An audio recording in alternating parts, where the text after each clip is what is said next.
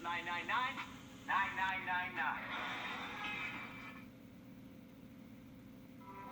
I'm Laura Warren, inviting News 12 viewers on an adventure to Montreal, Quebec City, and Canadian Maritimes, August 4th to the 14th. Experience picturesque small towns and beaches, as well as the historic cities along the Atlantic coast, as we use roads and rails on this Canadian adventure. Visit holidayvacations.com, keyword Augusta, to learn more about this tour and watch a travel show, or call 888-557-1020 for a free brochure. A world of pure imagination. A forecast for you coming up in just about 10 minutes. It's pay up or move out. We got to move out for Masters Week, or either we will have to pay the $300 per night fee, what they're going to be charging for Masters Week. Long-term residents of motels scramble to find shelter a week before the tournament when local homeless shelters are already at capacity. It's been 2 years since the I-team first exposed local motel owners forcing long-term residents out in order to make room for out-of-town guests. But a lot has changed during COVID. More families than ever have turned to area motels during the post-pandemic housing crisis. And until this month, motel families had little protection under the law. The I-team's Liz Owens breaks down a new court decision that makes it harder on those motel and hotel owners to shut the door on these long-term guests. Well, the courts define the relationship between a guest and a hotel, the hotel owner as innkeeper and guest. This month, an appeals court in Georgia ruled the relationship between long-term guests and hotel owners is landlord-tenant, not innkeeper, meaning owners will now have to go through the eviction process to force them out. Signs of normalcy across the city of Augusta, out of sight. I'm just depressed, overwhelmed. And behind closed doors sits the harsh reality. Don't know what to do. Don't know what to do. The reality is COVID changed everything. Was given 7 days to move. Including the housing market. Our previous landlord, he sold the property. Why'd you move in here? We couldn't find anything else to rent, so we came here. Stacy and her fiance moved into a motel on Washington Road at the beginning of the year. Is it a lot of long-term? Yes, it's a lot of long-term. Like most of the rooms out here was long-term. She and many others have turned to motels for shelter as the pandemic dried up their affordable housing options throughout the area. How much are you spending a night here? $63 per night. Which is close to $2,000 a month. Yes.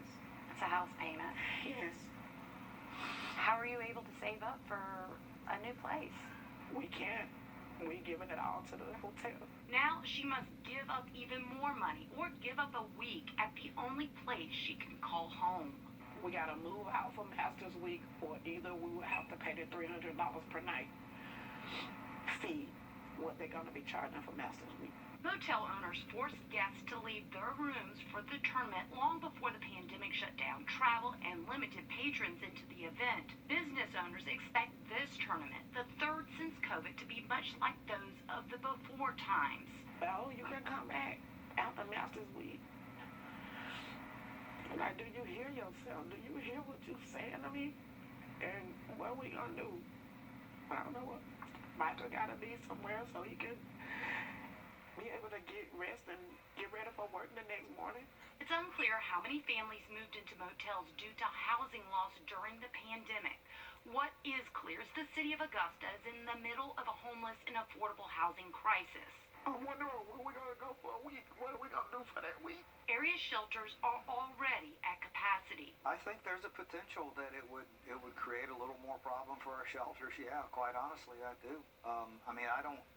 I don't think these folks that are staying in these extended, stays have a summer home they're going to go to up in the Hamptons. Colonel Bill Provis is with the Richmond County Marshal's Office. His office handles evictions, which until recently did not involve motel guests. What's at play is what is the relationship between the person staying at the hotel and the person owning the hotel. On March 7th, an appeals court in Georgia ruled the relationship between the owner of an extended stay motel and a guest staying more than 90 days is not that of a typical innkeeper-guest, but instead landlord-tenant. That was a landlord-tenant relationship which would have necessitated the whole eviction process to be initiated, as opposed to just simply, oh, you didn't pay your bill, get out of my room. Motel owners must now file at the courthouse to legally force a long-term guest paying by the week out. The ruling does not specify if the protection extends to people like Stacy, long-term motel residents paying by the night.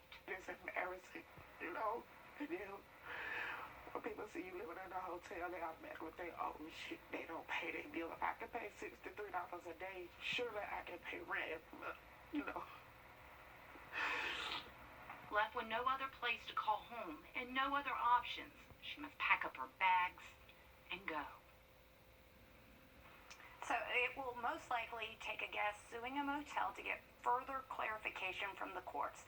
But, you know, Stacy, she can't even save enough for a deposit for an apartment while she's paying $2,000 a month to stay at a motel, let alone pay for a lawyer. That's a lot to pay for rent when you're displaced like that. Liz, thanks for looking into that for us. Just into our newsroom in the last half hour, a Richmond County deputy arrested for sexual assault. The sheriff's office says 22-year-old Darius Fluellen engaged in sexual activity with a female inmate while on duty at the Webster Detention Center. He's facing 1 count of sexual assault and 1 count of violation of oath by a public officer. Both are felonies. Fluellen now in custody at the detention center where he'd worked. He'd been on the force since September. New developments in the death of a Screven County man killed by a Georgia State trooper. Today, lawyers for the family of Julian Lewis say they've secured a record $4.8 million settlement with the state for Lewis's widow. According to investigators, Georgia State Patrol Trooper Jacob Thompson shot Lewis during an attempted traffic stop in Sylvania last year. Thompson was fired from his position and charged with murder, but a Screven County grand jury decided not to indict him. According to the Hall and Lampros law firm, this is the largest settlement in state history, with records dating back to 1990.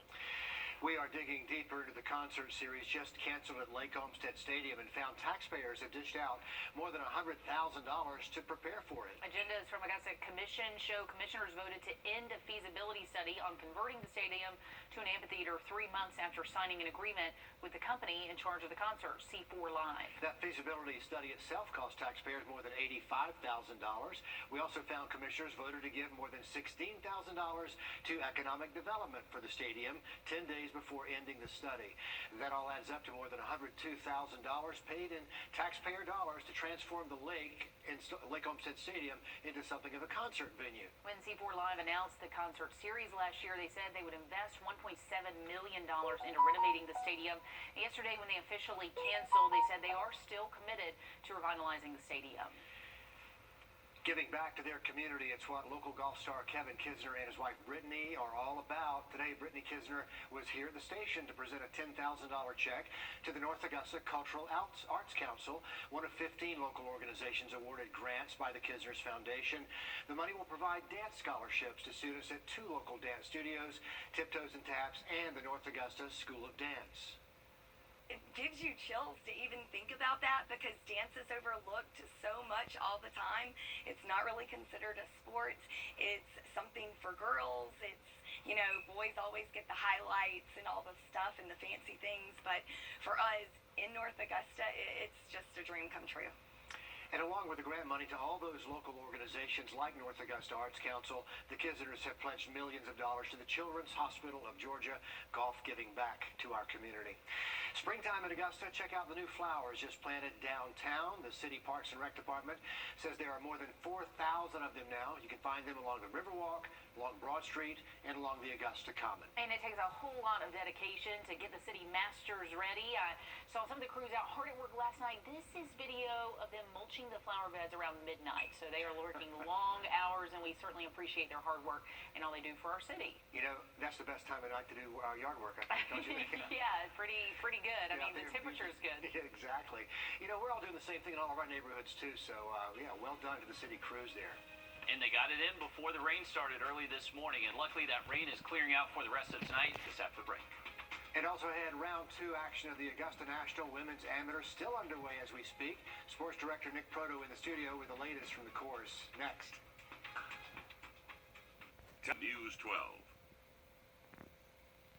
What a difference a day makes. At 3 o'clock yesterday afternoon, most women had already finished their first round at the Augusta National Women's Amateur. At 3 o'clock today, the groups were just teeing off. The The players had to wait more than 7 hours thanks to the storms. The wet conditions haven't proven to be too much of an obstacle. We've already got more under par rounds today than we had yesterday. Anna Davis and Benedetta Moresco held the lead after round 1, but both are off to a slow start here in round 2. Right now, we've got a tie at the top of the leaderboard. 4 women tied at even par. Now, this isn't like the Masters, where the top 50 and ties make the cut. Only 30 players will compete in Saturday's final round.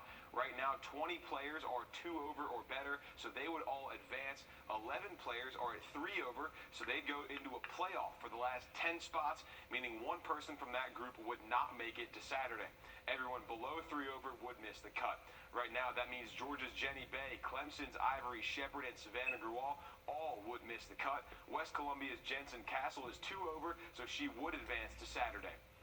Now, because of the delays, it's very unlikely everyone finishes their rounds before sunset tonight. That means we won't have our top 30 until tomorrow. That's all right, though, because everybody is guaranteed a practice round at Augusta National tomorrow, so we've got a little buffer to finish up that second round. We'll have another update coming up on News 12 at 11 o'clock. Some fierce competition for very few slots. Nick, thank you. Not the best day out there for players, but the weather's not raining on those patrons parades. Our Wrdw was out at Champions Retreat all day long. The attitude seemed to be the same across the board. Everyone really just happy to be there.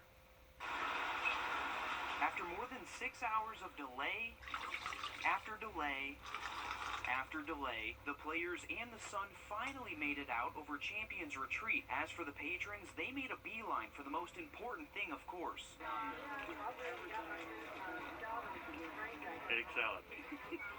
Phenomenal. The rain isn't the only thing that's delayed this tournament. It's nice to feel just normal. COVID canceled the tournament in 2020. Today had some feelings of deja vu all over again. We were checking the updates like every 20 minutes or so. Kara Pritchett is here all the way from Maine. I was supposed to come in 2020 and we had to cancel, so this is great to have the opportunity to do it 2 years later. Once they finally said we could come out, we were like, we're going to be on the first bus that we can get. All to help support the growth of the tournament. It's great. I think women's sports don't get enough attention, and to see these young ladies doing their thing, I mean, some of them are teenagers, or they're from Australia or Ireland, just to be able to have them get the attention that they deserve is wonderful.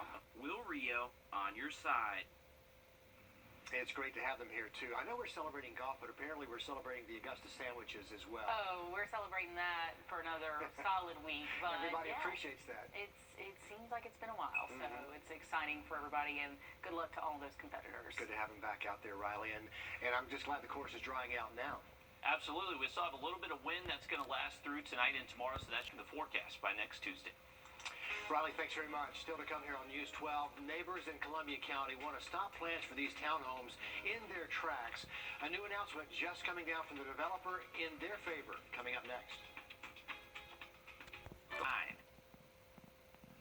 Neighbors say no to new townhomes in Columbia County. These are the plans for a 64-unit development in Evans, right in front of the Crawford Creek neighborhood off Hereford Farm Road. There's a rezoning hearing happening right now for county leaders to talk more about the plans, and that's where News 12's Claire Allen is live at the county government complex. And Claire, you say there's actually a pretty strong petition going around to keep that development out of the area. Tell us more. The petition gathered nearly 500 signatures, and just after 3 this afternoon, neighbors were notified by the developer that they will withdraw their application to rezone that piece of land by their entrance here at the meeting tonight. Our neighborhood was designed, I feel, very purposefully to be very natural, to have a lot of wooded areas. People in one Evans neighborhood exercised their First Amendment right to bring change to their community. It's my home and I live here. The development group proposed a townhome project in the Crawford Creek neighborhood entrance with more than 60 townhomes on 11 acres. You know, it's really hard to imagine the entry to Crawford Creek with, townhomes everywhere. Before neighbors could voice their concerns at the Columbia County meeting tonight, the developer told them they would withdraw their application to rezone the land. We just wish it could be a little bit more collaborative with the community versus just a decision that's made that's not consistent with, what each one of us thought we were buying into.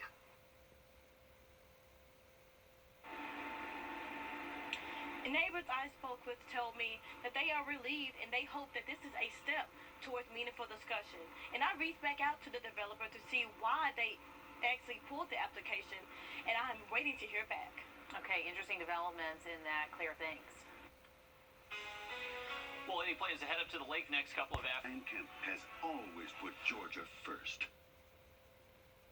How about this? Free live music back in Aiken. A live look at downtown right now in the Alley. Amp the Alley kicking off its 2022 season.